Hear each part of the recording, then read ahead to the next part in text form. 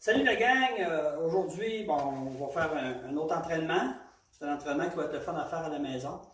On va faire notre potting. On va pratiquer notre potting. On a sûrement un tapis quelque part. J'ai quelques petits outils. Vous avez des balles, évidemment. Vous avez votre potteur. J'ai aussi un petit quelque chose que vous avez à la maison, un CD. Que vous avez, on a plein de CD qu'on a à la maison, qu'on ne se sert plus. J'ai fait une petite ligne dans le milieu pour pouvoir s'aligner. Le petit trou, on peut mettre notre balle dedans qu'on va pratiquer pour travailler notre alignement. Puis ce qui est intéressant aussi du CD, c'est qu'on va pouvoir voir notre œil gauche, comme moi je suis droitier, il va être au-dessus de la balle, et mon œil droit va être ici à côté. Je vais voir ici mon œil droit, qui est évidemment à côté de mon œil gauche. Fait qu'on va pouvoir travailler avec ça tantôt. Fait que des petits principes de base à observer.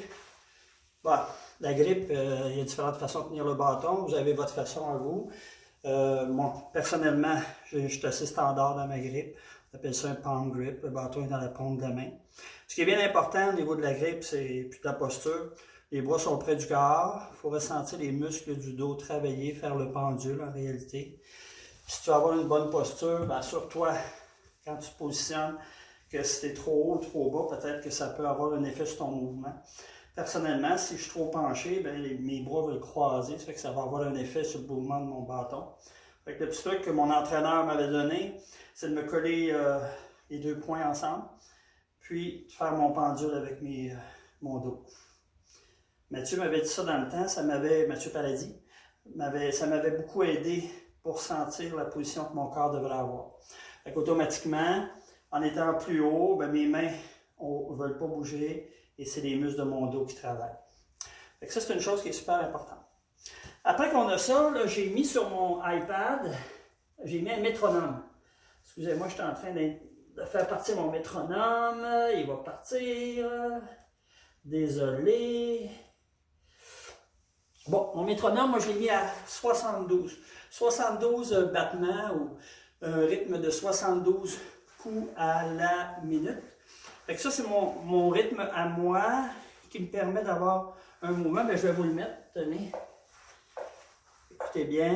Tic, tac, tic, tac, tic, tac, tic, tac. Ça, c'est mon rythme que j'aime bien. Si, admettons, je mettais le rythme beaucoup plus rapide, ou plus lent plutôt, voyez-vous, c'est beaucoup trop lent. J'accélère pas dans la balle. Ça, c'est beaucoup trop lent. Si je le mets plus vite à 82, OK? Ça, c'est plutôt pour les gens qui ont un rythme un petit peu plus rapide. Fait que personnellement, j'ai un rythme un peu plus calme. Moi, je préfère 72. Fait que ça, en passant, c'est un app que vous pouvez avoir, c'est gratuit. Hein? Fait que ce qu'on peut faire avec notre fameuse ligne, je l'aligne, je place ma balle, et je vais chercher le rythme qui est adapté à moi. Ok, j'ai un bon rythme. Je m'en vais à ma balle. Et j'essaie de rechercher le même rythme en fin de compte. Ça, c'est la chose à travailler. Ce rythme-là me donne une relation dans mon tempo de 2 pour 1.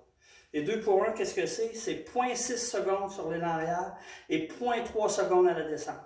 Et ça, importe un peu la distance que tu vas faire. Ça veut dire que si tu as un petit pot à faire, ça donne 0,6, 0,3 l'impact. Un grand pot, 0,6, 0,3.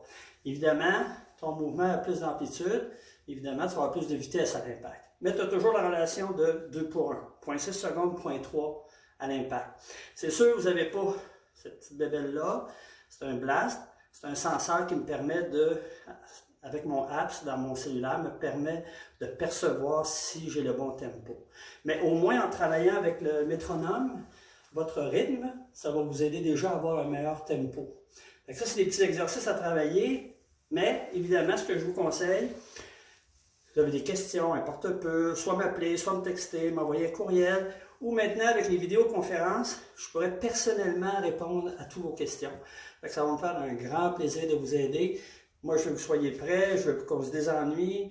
On est confinés pour la majorité d'entre nous. Pour d'autres, vous travaillez comme des fous, je peux comprendre. Si vous voulez vous changer d'idée, ben, entraînez-vous, ça va être le fun, puis au plaisir de se reparler.